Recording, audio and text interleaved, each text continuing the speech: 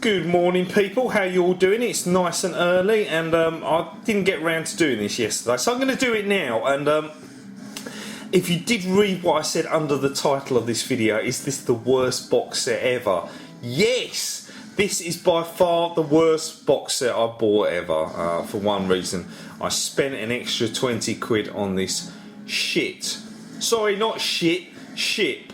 I will go into it in a minute and why I say please don't waste your money and buy this, because it really is shit, and I'm tempted to chuck it in the bin. Right, okay, well, this is Star Trek Into Darkness, J.J. Abrams' second movie outing into the Star Trek arena, and thank God for him, because Star Trek was getting a bit stale, I have to say, with the insurrection and stuff like that, and the other cast, and it needed a new lease of life, and it's done so. Now, I'm not going to talk about the movie, but I will say they have improved upon the first movie. The only down point of the first movie was the guy playing Eric Banner, the villain in that. He was not very good. He was a very undeveloped, poor character, and it was a real shame because everything was put into the new cast and he was forgotten about.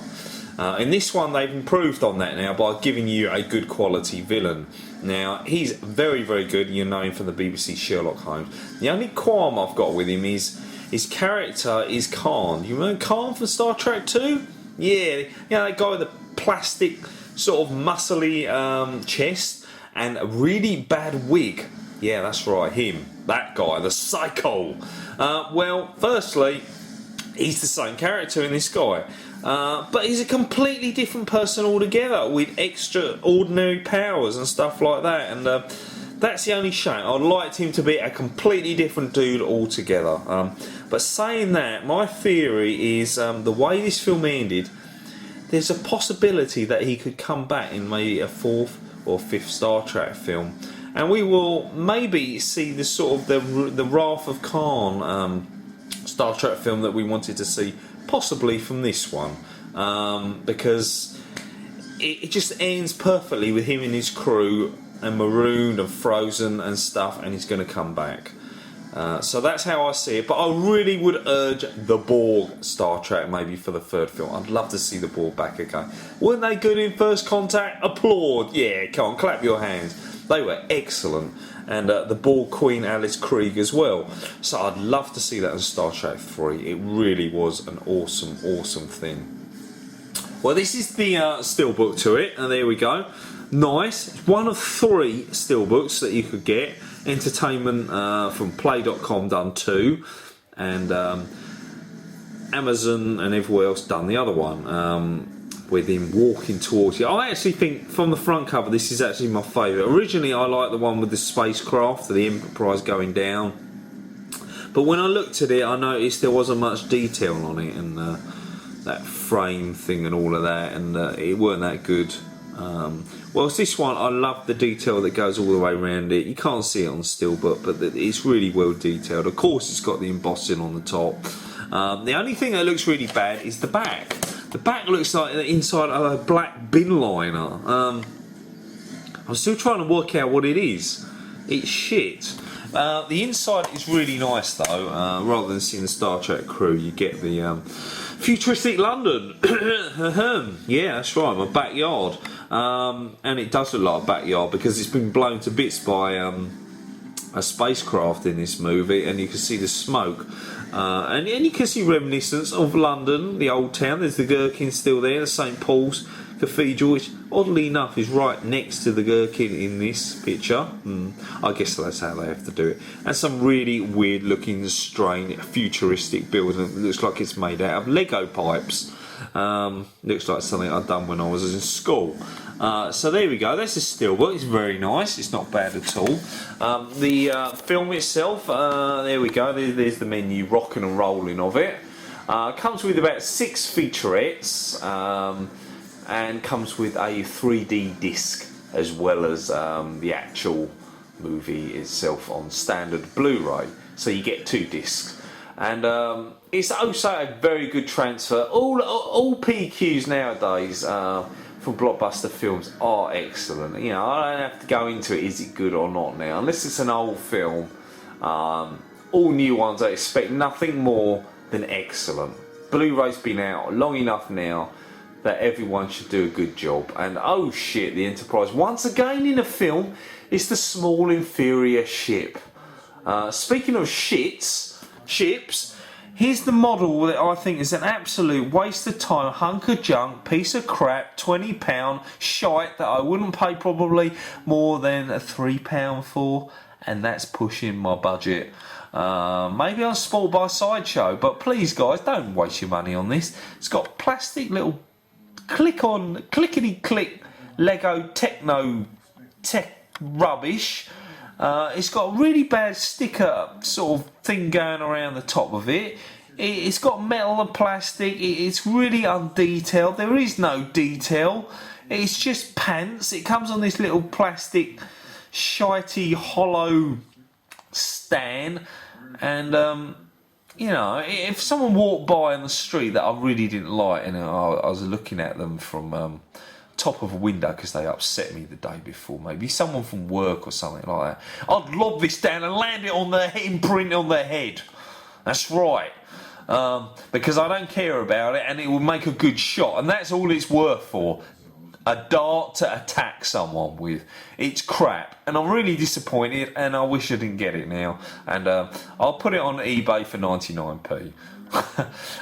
And it probably will make no bids. But no, unfortunately I've got it with the box, so I'm going to have to stick with it now for the love of the Star Trek movie that I've got as well. And I just couldn't be bothered. So yeah, that's the piece of shit that you get with it. I knew it was small anyway. It's only about 2 inches wide by about 6 inches long. So there you go. There's your finger sort of gives you a rough idea of it. And yeah, it's crap.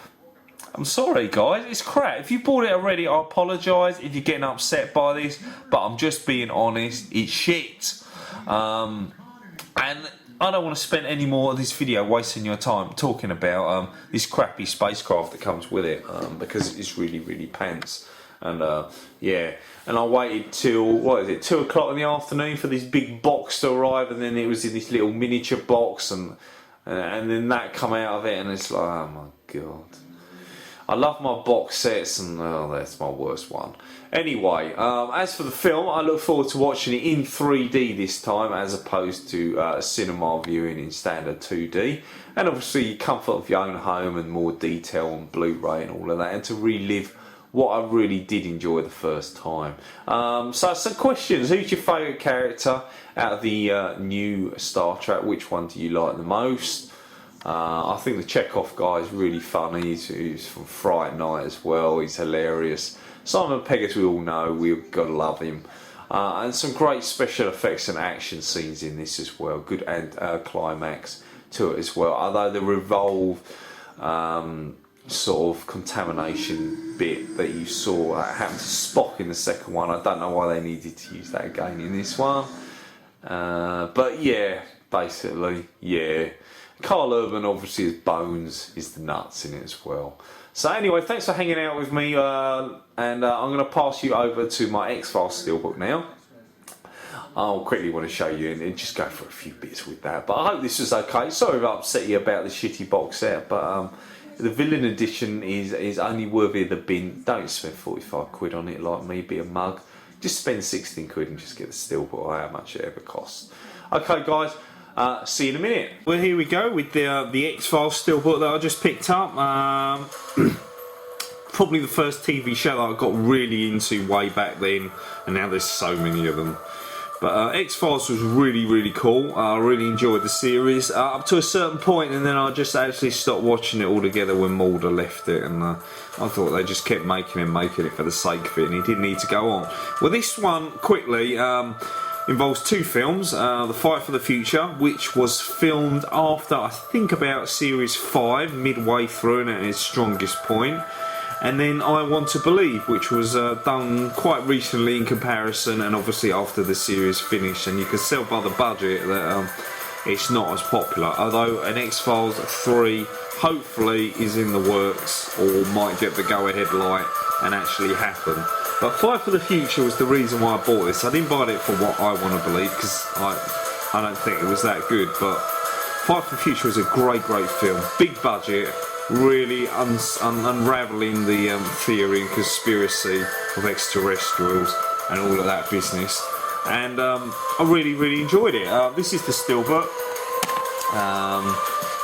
This usual got Mulder, it's got Scully on it, and the snow.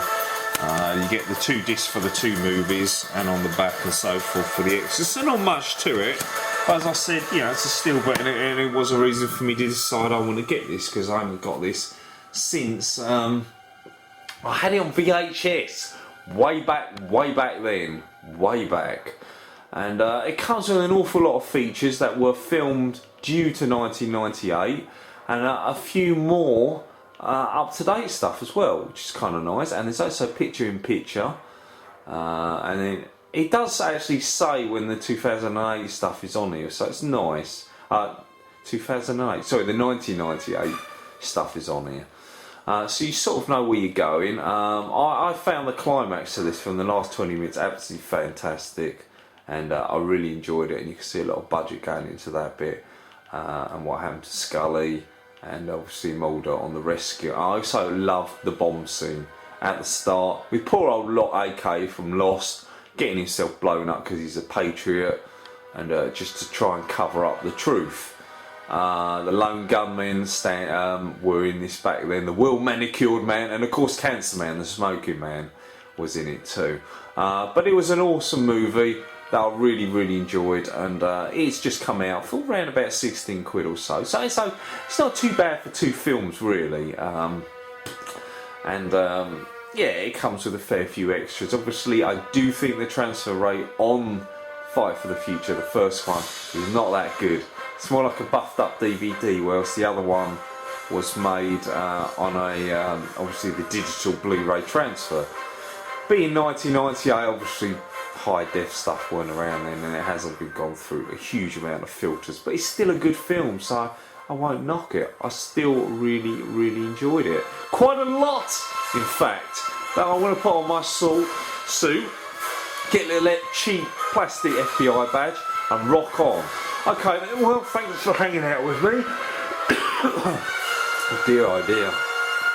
And I'll catch all you guys soon, and enjoy, and please don't get that shitty Star Trek bollocks. You know, whatever you want to do, save your money and get something good. Okay, nice one. Thanks for listening. Cheers, see you later.